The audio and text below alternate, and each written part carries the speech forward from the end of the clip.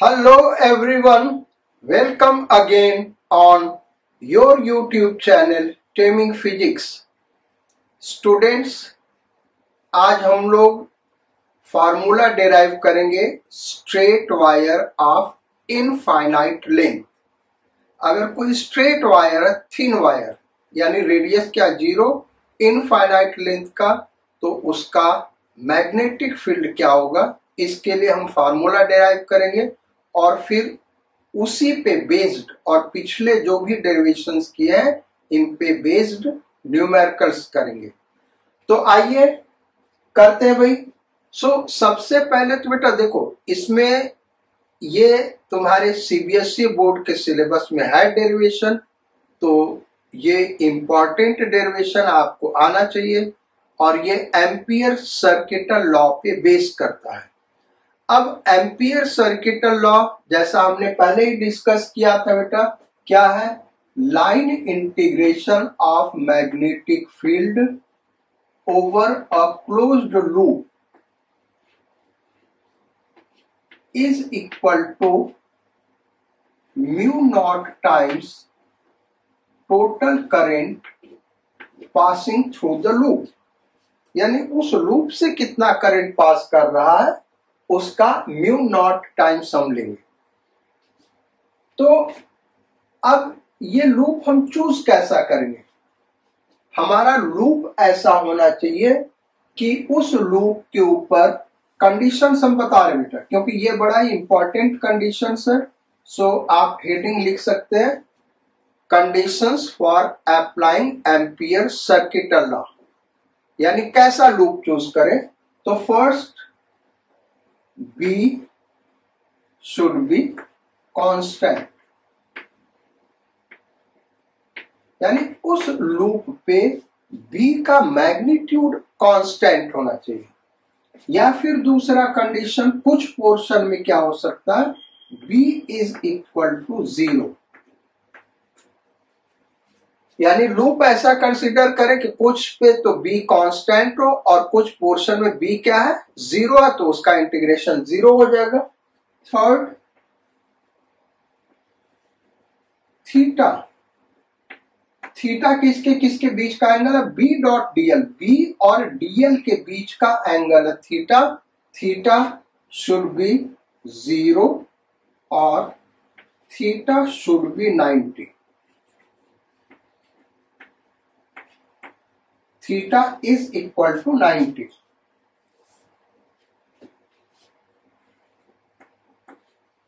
यानी जो लूप हमारा होना चाहिए बेटा वो इन कंडीशंस को फॉलो करना चाहिए। तो राइट साइड तो इसका एकदम सिंपल है, लूप से कितना करंट पास कर रहा वो हम निकाल लेंगे। अगर ऐसा होगा तो इस साइड का इंटीग्रेशन आसानी से हो जाएगा और बी हम फाइंड आउट कर पाएंगे। यानी कहने का मतलब क्या कि ये जो लाइन इंटीग्रेशन है ये तभी पॉसिबल है जब हम जो लूप चूज करें उसमें बी और थीटा का ये कंडीशंस अप्लाई कर सके। अब जो थीटा भाई वो बी और डीएल के बीच का एंगल है, यानी हमको पता होना चाहिए कि जो मैग्नेटिक फील्ड लाइन है, जैसे electric field line electric field represent करता है, वैसे ही magnetic field line magnetic field represent करता है। इसके बारे में हम आगे पढ़ेंगे, अभी केवल इतना इंट्रोडक्शन हम दे रहे हैं। जैसे इलेक्ट्रिक फील्ड को रिप्रेजेंट करने के लिए, इलेक्ट्रिक फील्ड इंटेंसिटी को रिप्रेजेंट करने के लिए हम इलेक्ट्रिक फील्ड लाइंस ड्रॉ करते हैं, तो वैसे मैग्नेटिक फील्ड को रिप्रेजेंट करने के लिए हम मैग्नेटिक फील्ड लाइंस ड्रॉ करते हैं, जो कि आपने ऑलरेडी क्लास 10th में ड्रॉ किया होगा। तो किसी भी करंट डिस्ट्रीब्यूशन के वजह से अगर एम्पियर सर्किटल लॉ लगा के मैग्नेटिक फील्ड फाइंड आउट करना है तो हमको उस करंट के लिए मैग्नेटिक फील्ड लाइंस का आइडिया होना चाहिए, तभी हम ये अप्लाई कर सकते हैं इन कंडीशंस को। तो पहले तो हम लेते हैं स्ट्रेट वायर के वजह से मैग्नेटिक फील्ड होगा कैसा, मैग्नेटिक फील्ड लाइंस कैसा होगा। तो हम क्या करें बेटा, एक प्लेन पेपर ले लें और ये आपने शायद क्लास 10th में किया हो या क्लास 10th में बुक्स में पढ़ा हो। एक स्ट्रेट वायर है ऐसे, उसका हाफ पोर्शन इस पेपर, ये हॉरिजॉन्टल प्लेन में है ये पेपर, इसके नीचे और इधर आधा ऊपर है, करंट ऐसे फ्लो कर रहा है। अब हमको इसका मैग्नेटिक फील्ड लाइंस ड्रॉ करना है, तो हम क्या करेंगे भाई, मैग्नेटिक निडल यहाँ पे रखेंगे और फिर मैग्नेटिक निडल के हेड और टेल पे पॉइंट मार्क करेंगे, फिर जहां पे हेड होगा वहीं पे टेल ले जाएंगे, फिर हेड पे पॉइंट मार्क करेंगे। ऐसे ढेर सारे पॉइंट्स आएंगे और उनको ज्वाइन करेंगे तो हमको मैग्नेटिक फील्ड लाइन मिलेगा। जो हम कह रहे हैं वो समझ में आ रहा है आपको? जैसे ये वायर है, हम क्या करेंगे, यहाँ पे ये वायर दिखा रहे हैं और ये पेपर दिखा रहे बेटा,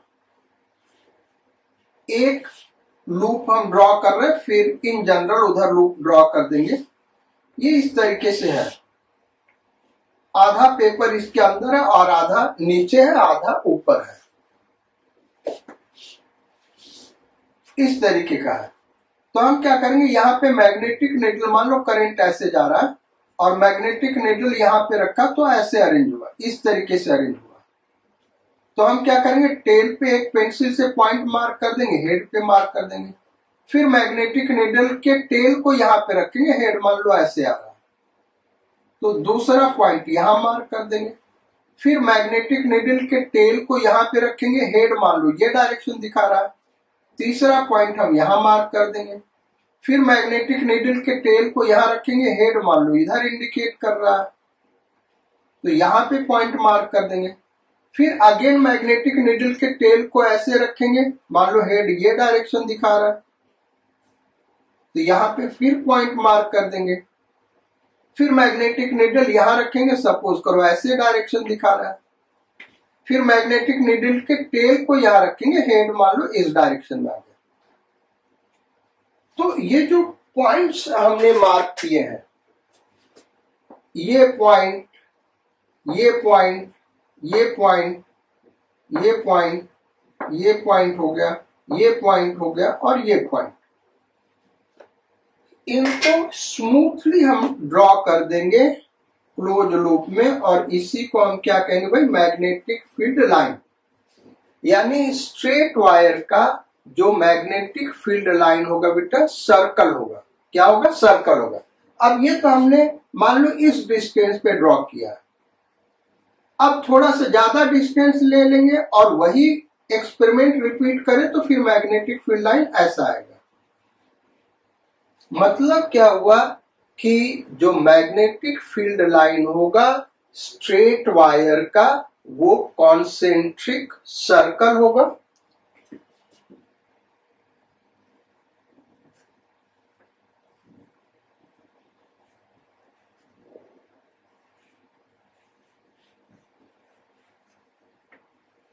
ऐसे कुछ एक मैग्नेटिक फील्ड लाइन हमने ड्रॉ कर दिया, सारे के सारे क्या होंगे? कॉन्सेंट्रिक सर्कल होंगे। ये सर्कल्स इस प्लेन के पेपर में लाई कर रहे हैं, यानी ऐसे प्लेन में लाई कर रहे हैं जो प्लेन वायर के परपेंडिकुलर है। और मैग्नेटिक फील्ड का डायरेक्शन क्या होगा बेटा? तो इसको हम करंट को कर ले, थंब को कर ले करंट के डायरेक्शन को, और फिंगर को बेंड करेंगे, जो फिंगर का डायरेक्शन होगा वही मैग्नेटिक फील्ड का डायरेक्शन होगा। तो मैग्नेटिक फील्ड इसमें एंटी क्लॉकवाइज हो गया। कैसे हो गया भाई? एंटी क्लॉकवाइज हो गया।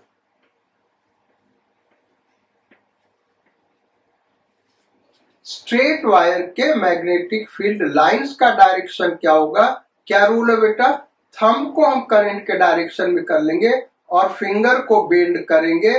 फिंगर जो डायरेक्शन देगा इस सर्कल पे वही डायरेक्शन मार्क कर दे। तो करंट ऊपर जा रहा है तो फिंगर ऐसे हो गया, तो ये क्या जा रहा है? Anti clockwise. ये magnetic field lines anti clockwise होंगी, concentric circles.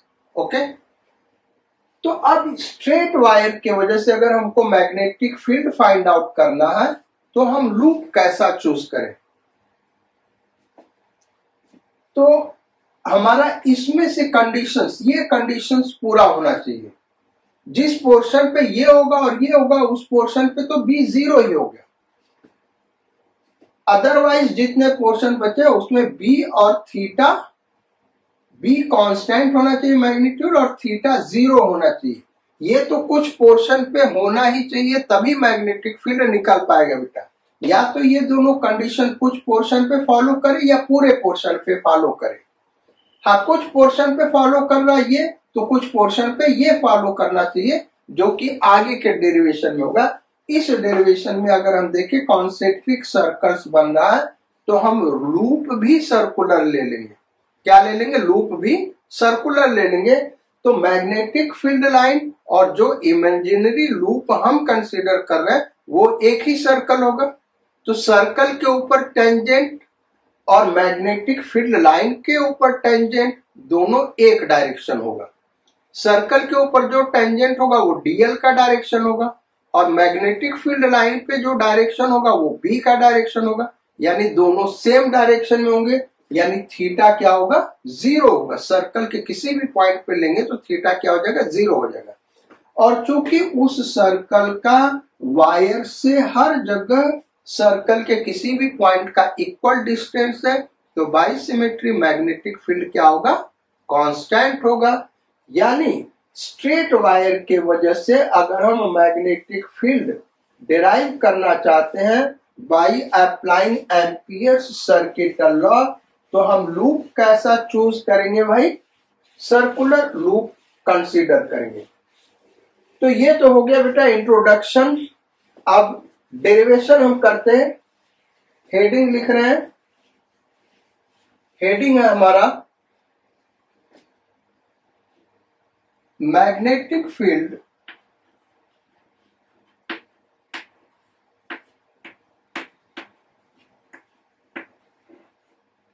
Due to straight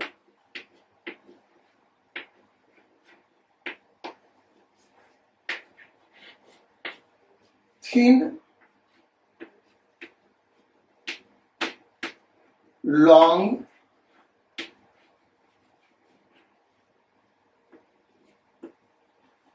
current carrying wire. ये हमारा हेडिंग हुआ बेटा। बुक में देखोगे तो इतनी बड़ी हेडिंग नहीं लिखी होगी, लेकिन ये हेडिंग जानना बड़ा इंपॉर्टेंट है बेटा।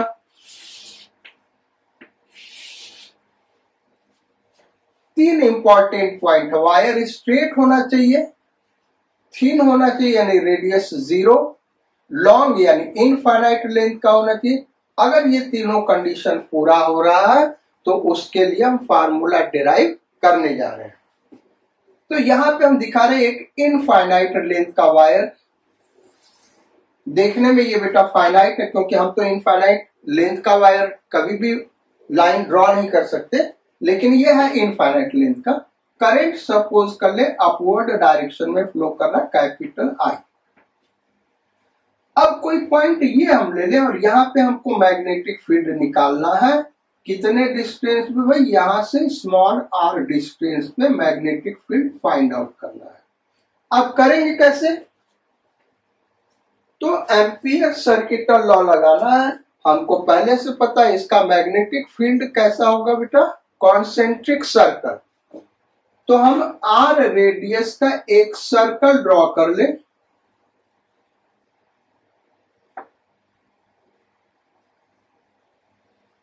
ये r रेडियस का हमने एक सर्कल ड्रॉ कर लिया, ठीक है भाई, जिसका सेंटर वायर पे है और इस सर्कल का प्लेन वायर के परपेंडिकुलर है। अब देखो इसी के ऊपर मैग्नेटिक फील्ड लाइन का इंटीग्रेशन करना। तो ये जो हमने लूप कंसीडर किया है इसके किसी एक पॉइंट पे, जैसे ये पॉइंट हमने लिया यहाँ पे टेंजेंट ड्रॉ करें तो ये डायरेक्शन होगा, ये हुआ डीएल। लेकिन जो मैग्नेटिक फील्ड होगा बेटा वो भी इसी लाइन पे लाई करेगा क्योंकि मैग्नेटिक फील्ड भी सर्कल है। मैग्नेटिक फील्ड लाइन क्या है? सर्कुलर है और डिफरेंट रेडियस का होगा तो यहां से जो मैग्नेटिक फील्ड लाइन पास कर रहा होगा वो भी एक सर्कल होगा और उसका भी रेडियस स्मॉल आर होगा और वो भी इस वायर के परपेंडिकुलर होगा। यानी ये जो हमने इमेजिनरी लूप कंसीडर किया है उसका डीएल और इस लूप के ऊपर मैग्नेटिक फील्ड दोनों एक ही डायरेक्शन में होंगे। रीजन क्या है कि जो मैग्नेटिक फील्ड लाइन इस पॉइंट से पास करेगा वो भी सर्कुलर होगा और आर ही रेडियस का होगा और ये जो इमेजिनरी लूप कंसीडर किया ये भी आर रेडियस का है और ये भी सर्कुलर ही हमने कंसीडर किया है। तो इस लूप के ऊपर पॉइंट हम यहां लें या यहां लें या यहां लें यहां लें यहां लें कहीं पे भी लेंगे तो बी और डीएल क्या होगा सेम डायरेक्शन में होगा, दोनों टेंजेंशियल होगा, सेम डायरेक्शन में होगा और किसी भी पॉइंट पे इस लूप के ऊपर मैग्नेटिक फील्ड का मैग्नीट्यूड कांस्टेंट होगा क्योंकि वायर से उन पॉइंट का डिस्टेंस सेम है रेडियस के equal. So by symmetry magnetic field constant होगा। तो अब जब इतना समझ में आ गया तो आगे डेरिवेशन करने में कुछ है ही नहीं भाई, एक लाइन लिखना है अप्लाइंग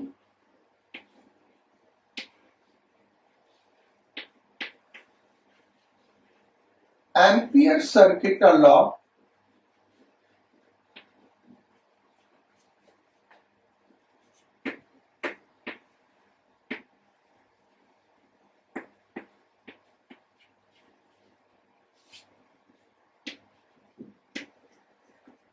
on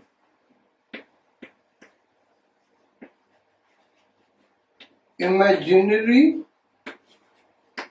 loop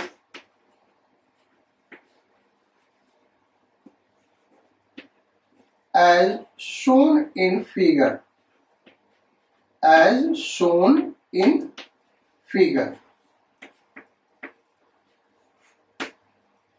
तो पहले एम्पियर सर्किट लॉ लिख दें तो इंटीग्रेशन बी डॉट डीएल या बी डीएल कॉस थीटा भी हम लिख सकते हैं is equal to mu naught I. ये हमने बेटा एम्पियर सर्किट लॉ लिखा। अब इस फिगर के अकॉर्डिंग वैल्यूज पुट करें तो integration B D L cos theta हर जगह 0 is equal to mu naught. अब इस लूप से कितना करंट पास करना आई, तो आई ये हमने वैल्यू पुट कर दिया। इंटीग्रेशन सर्कुलेशन यहां सर्कल बना, इसका मतलब पूरे लूप पे इंटीग्रेशन करना। तो इंटीग्रेशन कहां से कहां तक होगा 0 to 2 पाई आर। ये 1 हो गया और b हर जगह कांस्टेंट है तो बाहर आ गया। तो बचा क्या भाई integration dl 0 to 2 pi r is equal to mu naught I. dl का integration l upper limit put करेंगे 2 pi r minus lower limit 0 तो ये क्या हो जाएगा b into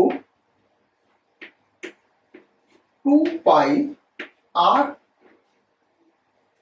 b into 2 pi r is equal to mu naught I. So b is equal to क्या हो गया बेटा mu naught I upon 2 pi r। इसके पहले हमने एक और डेरिवेशन किया था बेटा magnetic field due to finite straight wire, यानी इनफाइनाइट लेंथ का नहीं फाइनाइट लेंथ का। उसका आंसर क्या आया था, उसका आंसर आया था b is equal to mu naught I upon 4 pi r sine theta 1 plus sine theta 2। और वहां पे हमने दिखाया था अगर इनफाइनाइट लेंथ का वायर है तो थीटा 1 और थीटा 2 दोनों क्या होगा 90 डिग्री होगा और 90 डिग्री पुट करेंगे तो 1 + 1 2 यही फार्मूला आएगा। सीबीएसई में डिराइव करना होगा तो बेटा वैसे नहीं डिराइव करोगे, आपको इस तरीके से एम्पियर सर्किट लॉ से डिराइव करना, और ये छोटा भी एकदम सिंपल डेरिवेशन है। अच्छा, जो जो कंडीशन वहां बताया तो बेटा वो यहां भी होल्ड करता है। ये मैग्नेटिक फील्ड कब हम अप्लाई कर सकते हैं, बी का फार्मूला कब एप्लीकेबल होगा, ये आपको जानना चाहिए। When r is greater than 0 and less than infinity, less than और इक्वल टू, उससे तो कोई मतलब नहीं, इक्वल होगा तो बी 0 हो जाएगा, लेकिन आर 0 नहीं हो सकता। आर 0 हो जाएगा तो ये फार्मूला नहीं लगेगा। When r is 0, when r is 0 यानी वो पॉइंट कहां लाई कर रहा, वायर के ऊपर लाई कर रहा, बी इज इक्वल टू 0, उस केस में मैग्नेटिक फील्ड 0 होगा। ये चीज हमने वहां पे भी डिस्कस करा था। यानी जो मैग्नेटिक फील्ड होगा उसका वेरिएशन कैसे होगा डिस्टेंस के साथ, वहां पे भी ग्राफ हमने ड्रॉ किया था। यहां पे भी आपको एक बार ड्रॉ करके दिखा देते हैं। ये रहा वायर और यहीं पे हम ड्रॉ कर दे रहे हैं। ये वायर बेटा और करंट इधर फ्लो कर रहा है, एक्स डिस्टेंस पे मैग्नेटिक फील्ड क्या होगा ये हमको बताना है। तो इस साइड में देखे जो मैग्नेटिक फील्ड है इस तरीके से बन रहा था, इस साइड में मैग्नेटिक फील्ड इनवर्स जा रहा और इस साइड में क्या हो रहा है, आउटवर्ड्स आ रहा है। तो जो इनवर्स जा रहा अगर हम उसको पॉजिटिव ले लें, भाई इसका ऐसे ही होगा ना, ऐसे हमने सर्कल बनाया था, या इधर कोई पॉइंट लोगे तो इनवर्स, इधर कोई पॉइंट लोगे तो आउटवर्ड्स। तो अगर जो इनवर्स फील्ड जा रहा उसको हम पॉजिटिव ले रहे हैं तो आउटवर्ड्स वाला क्या होगा, निगेटिव होगा। अच्छा, यहां से देखें तो मैग्नेटिक फील्ड होगा क्या, वायर पे तो 0 हो गया, यानी ये ऐसे होगा वायर पे। जैसे जैसे डिस्टेंस बढ़ेगा घटेगा, जैसे जैसे डिस्टेंस घटेगा बढ़ेगा, इंफिनिटी को रीच करेगा। यानी ये इस तरीके से कभी भी वायर पे ये पॉइंट नहीं लेंगे, इनफाइनाइटली इंक्रीज करेगा और ये ऐसे हो जाएगा, इंफिनिटी पे 0 हो जाएगा। इस डायरेक्शन में नेगेटिव दिखा दे, और यही मैग्नेटिक फील्ड हमने वहां पे भी ड्रॉ किया होगा। आर इक्वल टू 0 पे 0, और आर 0 नहीं तो जितना कम होता जाएगा मैग्नेटिक फील्ड इंक्रीज करता जाएगा। ये पॉजिटिव ये नेगेटिव केवल डायरेक्शन दिखा रहा है। इस रीजन में मैग्नेटिक फील्ड इनवर्स है और इस रीजन में मैग्नेटिक फील्ड क्या है, आउटवर्ड्स है। तो ये हो गया बेटा हमारा डेरिवेशन। अब न्यूमेरिकल से स्टार्ट करते हैं स्ट्रेट वायर पे।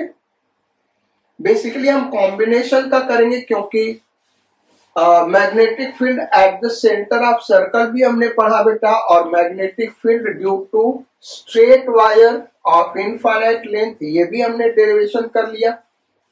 अब इन पे बेस्ड न्यूमेरिकल्स कैसे आते हैं उनका प्रैक्टिस करते हैं। तो इनके कॉम्बिनेशन पे बहुत ही इजी न्यूमेरिकल्स आते हैं बेटा, लेकिन वो प्रैक्टिस जरूरी है। अगर हम ये कह के छोड़ देंगे इजी है इसको छोड़ देंगे तो फिर कहीं ना कहीं आपको कंफ्यूजन क्रिएट होगा, इसलिए कुछ एक प्रॉब्लम्स हम लोग प्रैक्टिस करेंगे।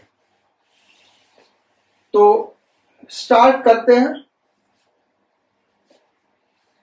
हर एक क्वेश्चन में हमको मैग्नेटिक फील्ड फाइंड आउट करना पॉइंट ओ पे, यानी जहां पे पॉइंट ओ मार्क करेंगे वहीं पे फाइंड आउट करना। सो फर्स्ट क्वेश्चन,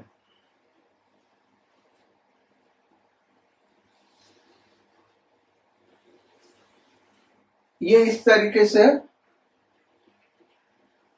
ये सेमी सर्कुलर वायर है, ये इस तरीके से करंट इसमें फ्लो कर रहा है, कैपिटल आई यहां पे हम दिखा रहे हैं। ये पॉइंट ओ है जहां पे हमको मैग्नेटिक फील्ड निकालना है, और ये आर सेमी सर्कल का रेडियस, ये यहां से यहां तक, और ये इधर आर सेमी सर्कल का रेडियस। पॉइंट ओ पे मैग्नेटिक फील्ड क्या होगा ये हमको फाइंड आउट करना है। अब इसको फाइंड आउट कैसे किया जाए बेटा, तो इस शेप के वायर के लिए हमने फील्ड का कोई फार्मूला नहीं बताया। हमने किसका फार्मूला बताया, एक तो स्ट्रेट वायर का बताया और दूसरा सर्कल का हमने बताया, ये सर्कल का सेंटर है। तो इसमें 3 पोर्शन है, 1 2 3। अच्छा, अब इस तीनों पोर्शन की वजह से मैग्नेटिक फील्ड का डायरेक्शन क्या होगा? तो ये करंट अगर हम देखें तो कैसे है, क्लॉकवाइज। करंट क्लॉकवाइज है तो ये भी क्लॉकवाइज करंट, ये भी क्लॉकवाइज करंट, ये भी क्लॉकवाइज करंट, यानी इन तीनों करंट की वजह से मैग्नेटिक फील्ड इनवर्स होगा। यहाँ पे क्रॉस मैग्नेटिक फील्ड होगा, यानी एक ही डायरेक्शन में होगा, और एक ही डायरेक्शन में होगा तो जो नेट मैग्नेटिक फील्ड होगा बेटा तीनों का, वो क्या हो जाएगा, सम हो जाएगा। B is equal to B1 plus B2 plus B3। अब B1 कैसे फाइंड आउट करें? तो हमने जब एक straight wire of finite length का कराया था बेटा, उसमें 3 स्पेशल केस बताए थे। तो एक केस हमने कराया था सेमी इनफाइनाइट वायर, यानी एक एंड के ठीक सामने हमने मैग्नेटिक फील्ड निकाला था, क्या था, μ0I/4πr। उस फार्मूले को रिविजिट करिएगा तो ये जब भी ऐसे वायर दिखा जाएगा तो ये इनफाइनाइट लेंथ का माना जाएगा, इसके बारे में कुछ नहीं कहा जा रहा, यानी ये हमेशा अंडरस्टूड है, ये दोनों वायर क्या इनफाइनाइट। तो ये सेमी इनफाइनाइट है, इधर इसी के ठीक सामने ये पॉइंट हुआ, और इधर क्या, इनफाइनाइट। अगर इधर भी इनफाइनाइट होता तो इनफाइनाइट, क्योंकि एक तरफ इनफाइनाइट है इसलिए हम इसको सेमी इनफाइनाइट करें, यानी हाफ इनफाइनाइट। तो 1 के वजह से यहां पे मैग्नेटिक फील्ड होगा μ0I/4πr प्लस सर्कल का मैग्नेटिक फील्ड क्या होता है बेटा, सेंटर पे B इक्वल टू μ0NI/2r। ये R है ना, कैपिटल R, रेडियस के बराबर होगा। यहाँ पे n नंबर ऑफ टर्न्स है, वो फ्रैक्शन में भी हो सकता, तो हाफ टर्न है, ये हाफ टर्न है तो n इक्वल टू हाफ यहाँ पुट कर देंगे, तो ये हो जाएगा μ0I/4r, n equal to half put कर दिया, प्लस B3 के वजह से, जो B1 के वजह से वही B3 के वजह से magnetic field μ0I/4πr।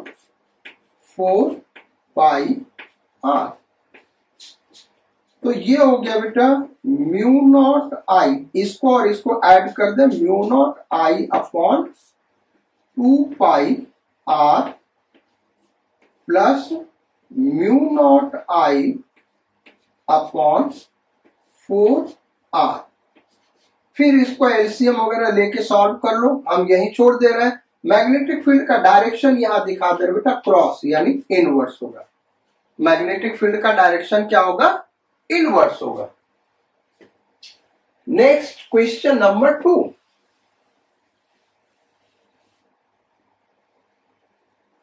Question number 2 यहीं पे दिखा दे रहे हैं, और वो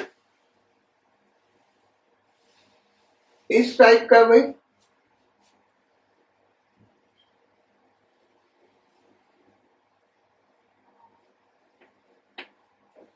दिस इज क्वेश्चन नंबर 2।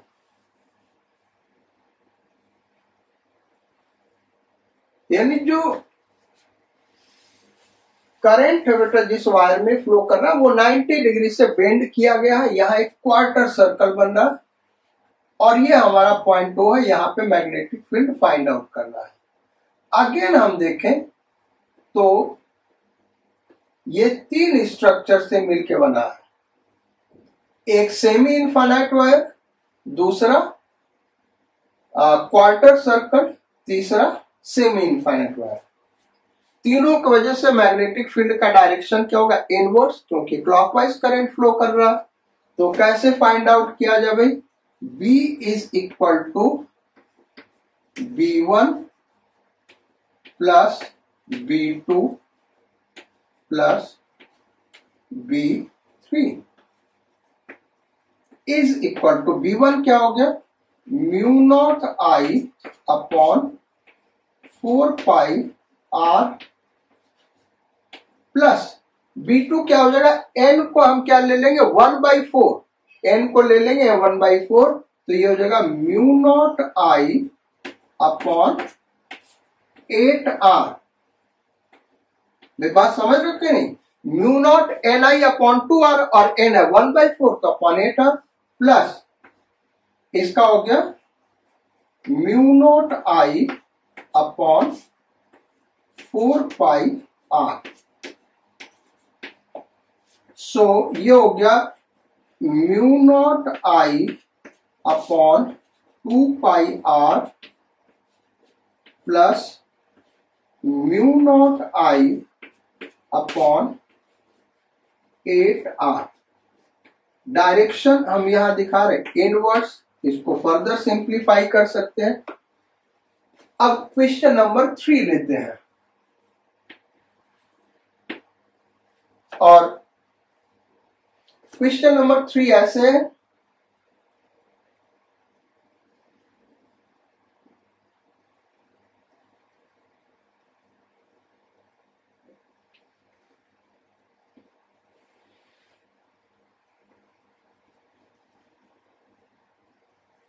इस तरीके से करंट फ्लो कर रहा है बेटा।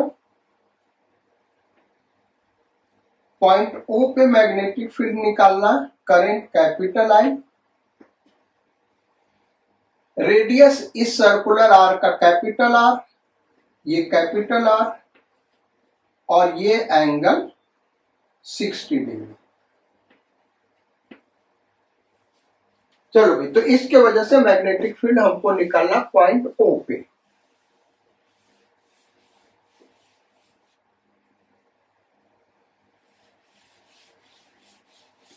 क्या होगा मैग्नेटिक फील्ड, कैसे किया जाए, देखो ये वायर जब भी दिखाया जाएगा बेटा इनफाइनाइट लेंथ का लेना, हमेशा याद रखना। जो भी स्ट्रेट पोर्शन दिखाया जाएगा वो क्या होगा, इनफाइनाइट लेंथ का होगा। तो अब इसमें 3 पोर्शन बन रहा है, 1 2 3, क्योंकि इस शेप के वायर के लिए तो कोई फार्मूला है नहीं हमारे पास, स्ट्रेट वायर के लिए और सर्कुलर आर्क के लिए। तो जो हमने नोट्स लिखाया था बेटा, नोट्स में हमने जो हमने लिखाया था कि अगर वायर के ऊपर कोई पॉइंट लाई कर रहा है या वायर के एक्सटेंडेड पोर्शन पे, अगर आपको याद हो तो हमने ये लिखाया हुआ है, वायर के एक्सटेंडेड पोर्शन पे कोई पॉइंट लाई कर रहा हो तो वहां पे मैग्नेटिक फील्ड 0 होगा उस स्ट्रेट वायर की वजह से।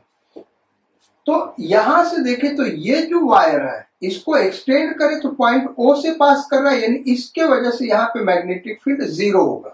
सिमिलरली इसके वजह से भी यहाँ पे मैग्नेटिक फील्ड 0 होगा, क्योंकि इसको पीछे एक्सटेंड करें तो यहीं से पास कर रहा है। लेकिन ये जो पोर्शन है इसके वजह से यहाँ पे फील्ड होगा। So B is equal to B1 plus B2 plus B3।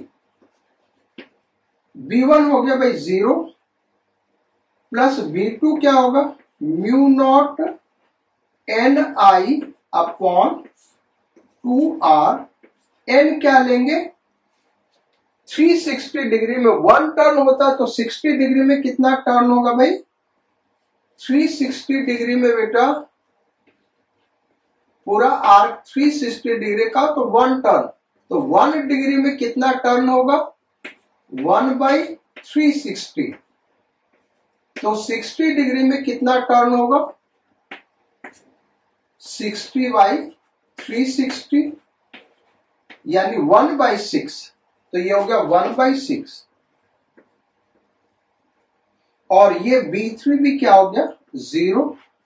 So magnetic field हो गया mu naught I upon 12r। ये आंसर हो गया। क्वेश्चन नंबर 4 करते हैं अब। इसी पे एक क्वेश्चन करते बेटा, क्वेश्चन नंबर 4 एकदम ऐसा ही है, वो थोड़ा सा कंफ्यूजन क्रिएट करता है तो उसको भी हम डिस्कस कर देते हैं। फिगर कुछ ऐसे है, एकदम वैसा ही हम फिगर बना रहे हैं। ये क्वेश्चन नंबर 4 है बेटा।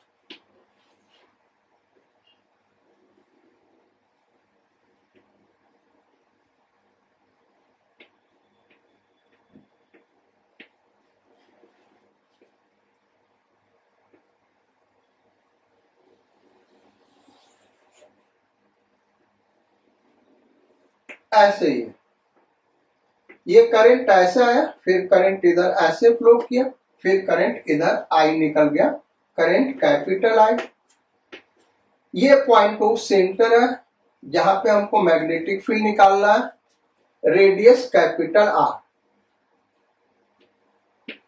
यानी ये जो सर्कुलर आर्क है उसका रेडियस क्या, कैपिटल आर, और ये एंगल दिया हुआ 60 डिग्री। अब यहां पे कैसे करेंगे, तो एक स्ट्रेट पोर्शन ये, फिर ये सर्कुलर आर्क दूसरा पोर्शन, फिर ये तीसरा स्ट्रेट पोर्शन। इन तीनों का मैग्नेटिक फील्ड निकाल ले। अच्छा, यहां पे मैग्नेटिक फील्ड का डायरेक्शन देखिए बेटा, क्लॉकवाइज इनवर्स है ना।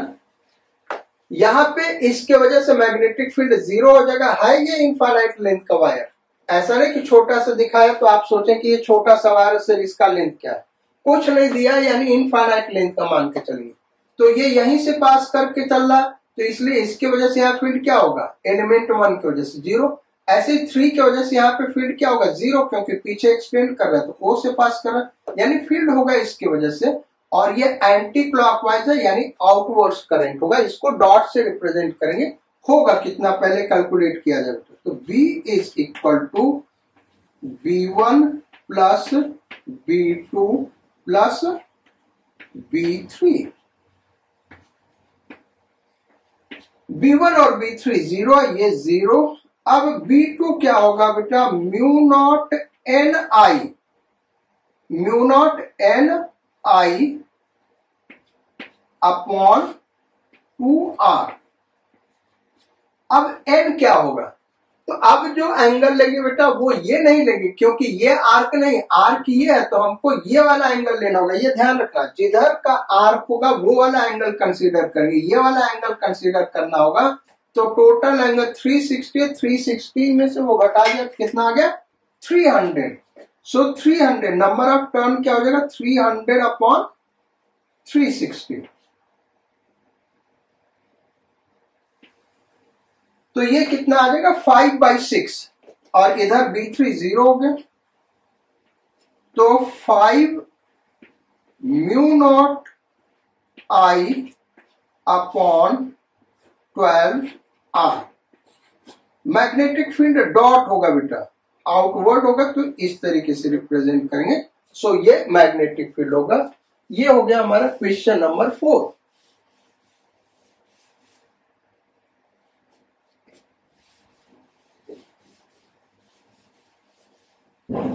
अब क्वेश्चन नंबर 5 पे आते हैं बेटा।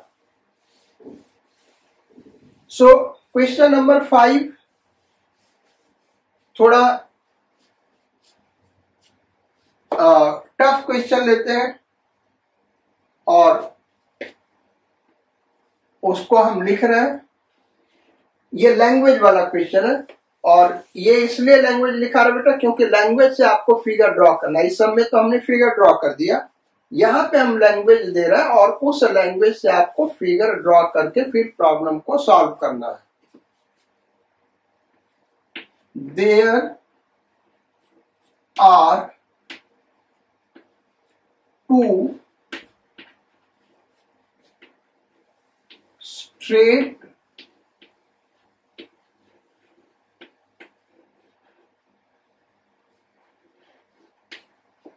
long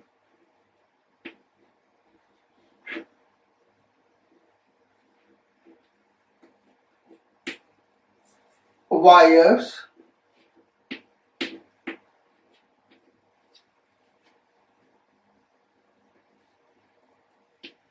parallel to each other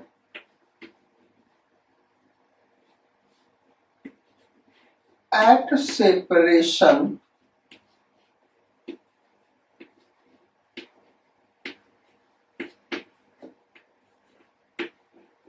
small r carrying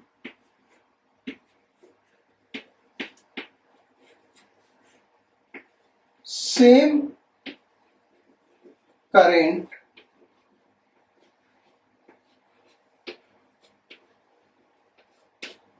capital I in same direction.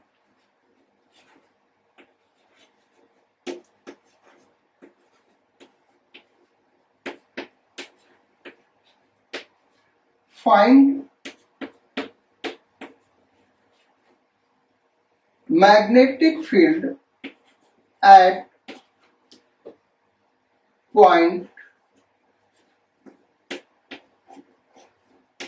a point which is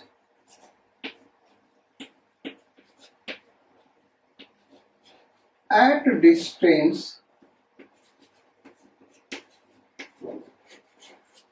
small r from each wire.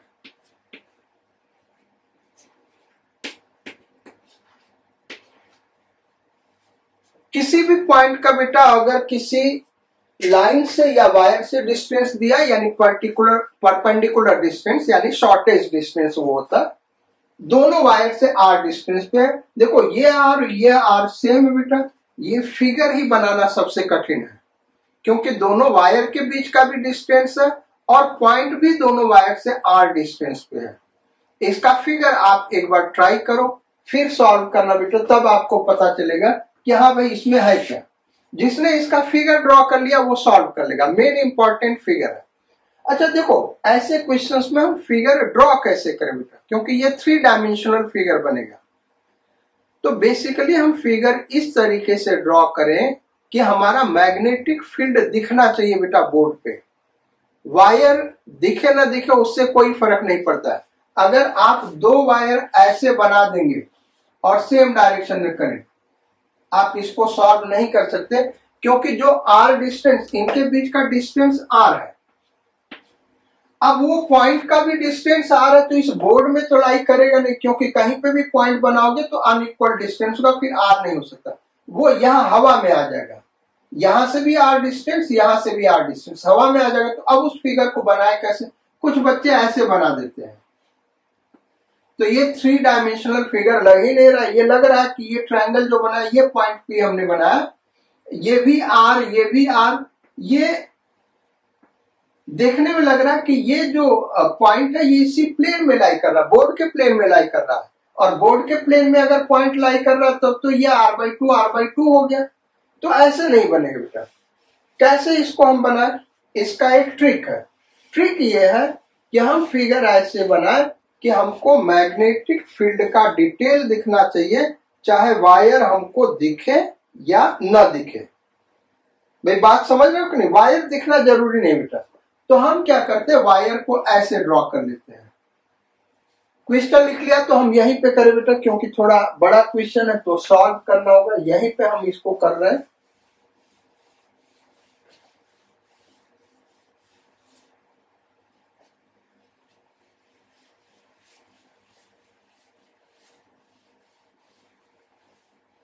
Wire को हम इस तरीके से दिखाएंगे बेटा, डॉट, यानी वायर ऐसे जा रहा है। बात समझ रहे हो? वायर को अगर हम दिखाए बेटा तो ये वायर ऐसे जा रहा है, ये है वायर हमारा, एक वायर ये और एक वायर ये। तो हम सामने से देखेंगे तो एक पॉइंट के रूप में दिखेगा, एक दूसरे के पैरेलल। इनके बीच का सेपरेशन क्या है? Small are.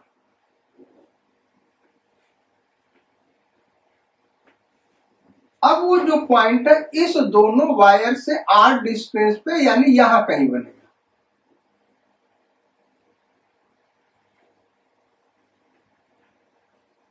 ये हो गया। याद रखो ये जो दोनों वायर है बेटा ये बोर्ड के परपेंडिकुलर है और ये पॉइंट बोर्ड के प्लेन में लाई कर रहा है, यानी ये 3 डायमेंशनल फिगर है। अब इस पॉइंट पे मैग्नेटिक फील्ड निकालना है, ये भी आर है और ये भी आर है।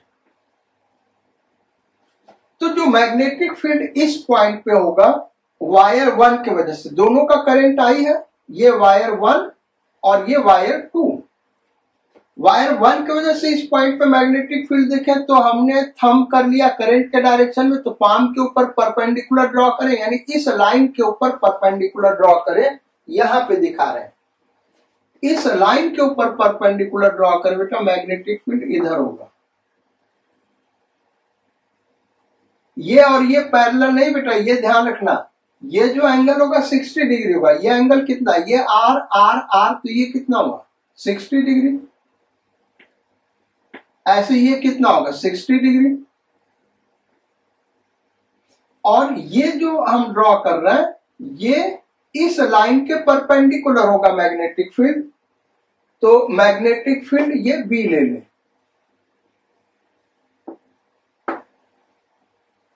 ऐसे ही इस वाले पे मैग्नेटिक फील्ड निकालना, तो ये हमारा थंब का डायरेक्शन करंट के डायरेक्शन में, और इस वायर के ऊपर परपेंडिकुलर, इस लाइन के ऊपर परपेंडिकुलर ड्रॉ करें, क्योंकि पाम के ऊपर परपेंडिकुलर ड्रॉ करना होगा, तो इसके ऊपर परपेंडिकुलर ड्रॉ करें। देखो ये है हमारा 60 डिग्री, ये क्या है 60 डिग्री है, तो ये वाला एंगल क्या होगा 120 डिग्री, यानी कुछ इस तरीके से आएगा। और बाई सिमेट्री ये भी बी होगा, क्योंकि करंट सेम है और ये डिस्टेंस भी सेम है। ये फील्ड हमने वायर 1 की वजह से दिखाया बेटा, और ये वाला फील्ड वायर 2 की वजह से दिखाया है। अब यहां पे ऐसे एक लाइन हॉरिजॉन्टल ड्रॉ कर दे, ठीक है भाई, और ऐसे वर्टिकल लाइन ड्रॉ कर दे। तो ये और ये 90 डिग्री पे है, ये और ये 90 डिग्री पे है, और जो टोटल एंगल है बेटा यहां से लेके यहां से जो तुम्हारा एंगल है कहां से, ये वाला 60 डिग्री, ये कितना है 60 डिग्री, और ये 90 डिग्री पे है, ये हॉरिजॉन्टल और ये भी हॉरिजॉन्टल, ये 60 डिग्री, तो ये पूरा कितना हो गया 60 डिग्री। भाई ये 60 डिग्री होगा ना, ये वाला एंगल क्या होगा 60 डिग्री होगा, ये 60 डिग्री है, और ये परपेंडिकुलर है, यानी ये कितना हो गया 30 डिग्री, तो ये 30 डिग्री होगा।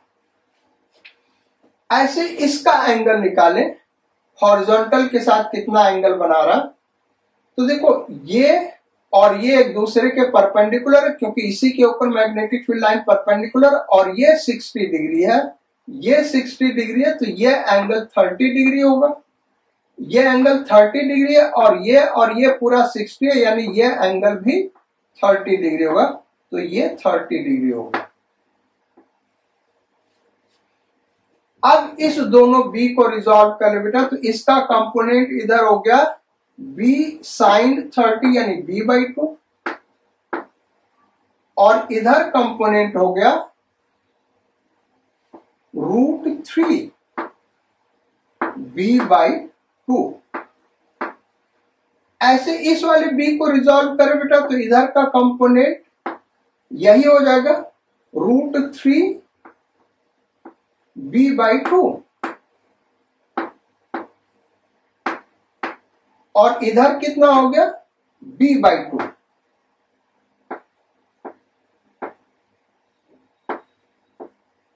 तो ये एक दूसरे को कैंसिल आउट कर देंगे, यानी इन दोनों वायर के वजह से इस पॉइंट पे जो मैग्नेटिक फील्ड होगा, जो कि दोनों वायर से r डिस्टेंस पे, वो होगा b at point p is equal to this plus this, यानी √3b।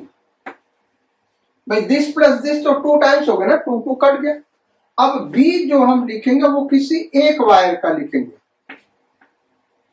ये जो b लिखा तो एक वायर का है ना, तो वायर इनफाइनाइट लेंथ का उसके मैग्नेटिक फील्ड का फार्मूला क्या होता है बेटा, μ0I अपॉन 2πr। r क्या है, वायर से पॉइंट का डिस्टेंस, वो कितना हो गया small r। So it is √3 mu naught I upon 2 pi r। इसी तरीके से बेटा अगर ये क्वेश्चन दे देता कि ये करंट अपोजिट डायरेक्शन में फ्लो कर रहा है, तब ये हॉरिजॉन्टल कंपोनेंट कैंसिल आउट होता और वर्टिकल कंपोनेंट ऐड हो जाता, बी आ जाता, और बी आ जाता यानी mu naught I upon 2 pi r. ये याद रखना, अगर ये डायरेक्शन करंट का अपोजिट हो गया तो जो मैग्नेटिक फील्ड होगा वो अपने से सॉल्व करना तुम लोग बेटा, वो आंसर आएगा mu naught I upon 2 pi r. यानी किसी एक वायर की वजह से जो फील्ड होगा वही दोनों वायर के वजह से मिला के फील्ड होगा अगर ये करंट अपोजिट डायरेक्शन में। फिर ये मैग्नेटिक फील्ड इस डायरेक्शन में होगा, किसी एक को इसका मैग्नेटिक फील्ड इस डायरेक्शन में ले ले तो इस वाले का मैग्नेटिक फील्ड अगर ये क्रॉस है बेटा तो क्रॉस होगा तो ये इधर हो जाएगा। रिजॉल्व करके देखना, यही आंसर आ जाएगा। तो ये तो हो गया भाई हमारा क्वेश्चन नंबर 5। अब आते हैं क्वेश्चन नंबर 6 पे, और क्वेश्चन नंबर 6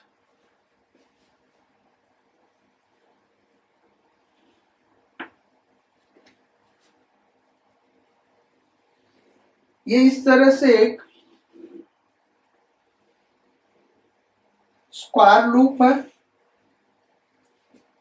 और यहां पे एक स्ट्रेट वायर बेटा जो यहां डॉटेड दिखा रहे, इसके डायगोनल के पैरेलल फिर यहां पे स्ट्रेट वायर है, यहां करंट आई फ्लो कर रहा है, ये करंट डिवाइड होगा, फिर अगेन यहां पे करंट आई। साइड स्क्वायर का ए और ये स्क्वायर का सेंटर हो गया ओ, ये क्या हुआ स्क्वायर का centre. Find magnetic field eight point O if each side has same resistance। चारों साइड का रेजिस्टेंस क्या बेटा सेम है। तो ये लिख के हमने ज्यादा हेल्प कर दिया। एग्जाम में क्वेश्चन आएगा बेटा तो ऐसे नहीं देता है, वो देगा कि there is a square loop made of a metal wire and 2 metal wires are connected as shown in figure. तो ये वायर का लेंथ नहीं दिया, उसको हम इनफाइनाइट मान के चलेंगे, और चूंकि सेम मेटल वायर से बना तो हर ब्रांच का रेजिस्टेंस क्या होगा सेम होगा। R equal to rho L by a, same wire है, क्रॉस सेक्शनल एरिया सेम होगा, लेंथ सबका सेम है तो रेजिस्टेंस मेटल सेम है तो रो सेम होगा, तो चारों साइड का रेजिस्टेंस क्या होगा सेम होगा। इस पॉइंट O पे मैग्नेटिक फील्ड निकालना है। अब देखो इसको सॉल्व कैसे करेंगे, ये बड़ा ही ट्रिकी क्वेश्चन है। होगा क्या कि यहाँ पे करंट इक्वली डिवाइड होगा, क्योंकि इधर इसका रेजिस्टेंस R मान ले तो ये R इधर का रेजिस्टेंस 2R, इधर का भी रेजिस्टेंस 2R, तो क्या होगा दोनों तरफ रेजिस्टेंस पैरेलल में है और इक्वल है तो करंट इक्वली डिवाइड होगा। तो यहां पे करंट जाएगा I/2, यहां पे करंट I/2, यहां पे करंट I/2, यहां पे करंट I/2। अब मैग्नेटिक फील्ड निकालना बेटा तो कितने करंट हो गए 1 2 3 4 5 6। इस 6 की वजह से हमको O पे फील्ड निकालना है, तो B1 तो 0 होगा क्योंकि वायर 1 को एक्सटेंड करेंगे O से पास कर रहा है, B6 भी 0 होगा क्योंकि वायर 6 को पीछे एक्सटेंड करें तो O से पास कर रहा है। अब इनके वजह से इसके वजह से निकालना हमको। तो जो B1, B2, B3, B4 और B5 होंगे बेटा, इनका मैग्नेटिक फील्ड जब हम पॉइंट O पे निकालेंगे तो मैग्नीट्यूड सेम होगा। इन सब का मैग्नीट्यूड क्या होगा? सेम होगा भाई। इसका मैग्नीट्यूड, इसका मैग्नीट्यूड, इसका मैग्नीट्यूड, इसका मैग्नीट्यूड सेम होगा। क्यों सेम होगा बेटा? हम पहले लिख दे रहे फिर यहां करके दिखा रहे हैं। B2 is equal to B3 is equal to B4 is equal to B5 is equal to, ये हम लिख रहे हैं। और कैसे ये होगा? एक वायर के लिए, एक साइड के लिए हम दिखा रहे हैं, बाकी साइड आप अपने से सोचिएगा। देखिए ये जैसे B4 है, इसको हम निकालें तो B4 होगा क्या? तो ये फाइनाइट लेंथ का वायर है। फाइनाइट लेंथ के वायर का फार्मूला क्या होता है? Mu naught I upon 4 pi R। R कितना होगा? उस पॉइंट का डिस्टेंस वायर से, यानी ये A/2।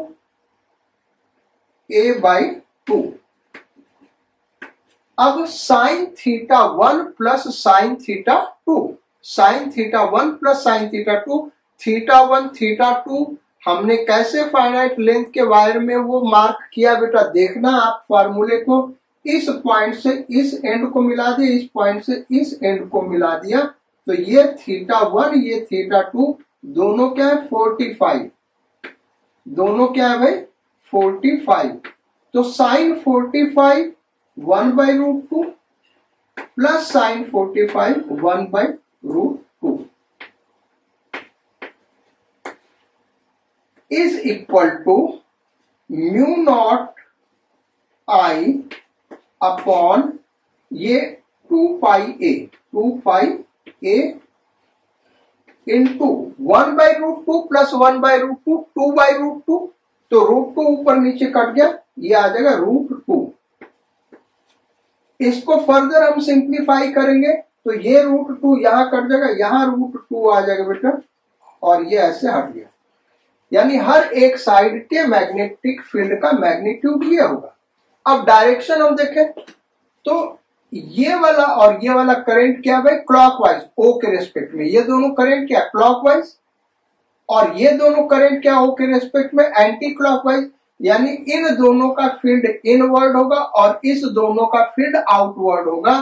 तो अगर आउटवर्ड को हम पॉजिटिव लेंगे बेटा तो इनवर्ड क्या होगा? निगेटिव होगा। So B is equal to, यहां पे हम लिखें तो ये होगा B1 plus B2 plus B3 plus B4 plus B5 plus B6 is equal to B1 और B6 हमारा 0 है, B1 0 और B6 0। बाकी सब यही वैल्यू है, ये दोनों इनवर्ड है बेटा, तो B2 निगेटिव होगा, यानी minus mu naught I upon √2 pi A। ऐसे B3 भी निगेटिव होगा, यानी यही वैल्यू होगा तो इसका 2 टाइम्स कर दें, plus B4 anti clockwise positive है, mu naught I upon √2 pi A, और B5 भी एंटी क्लॉकवाइज होगा, यानी इसी का 2 टाइम्स हो जाएगा। सो नेट मैग्नेटिक फील्ड क्या हो गया? 0। So net magnetic field will be 0। चलो भाई, तो ये क्वेश्चन हमारा हो गया क्वेश्चन नंबर 6।